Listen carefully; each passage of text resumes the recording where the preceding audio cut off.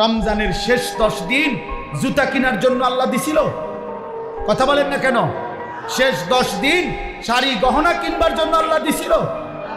তো আল্লাহ তো ডাকলো মাগফিরাত নাও, আল্লাহ তো ডাকলো রহমত নাও, আল্লাহ তো ডাকলো নাজাত নাও। একটা পূর্ণ রমজান গেছে, আল্লাহ ডাকতেছে মহিলাটাকে, হে আমার বান্দি রহমত নাও, মাগফিরাত নাও।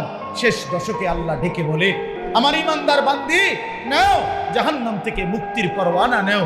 আর ওই নাফরমান নারী, ওই বেহায়া নারী বলে, এই মাওলা, তোমার জান্নাত আমার লাগবে না, তোমার নাজাত আমার লাগবে না, তোমার এটি তুমি রাখো, আমি জুতা কিনতে যাইতে আসি, আমি মার্কেটে যাই জুতা কিনতে।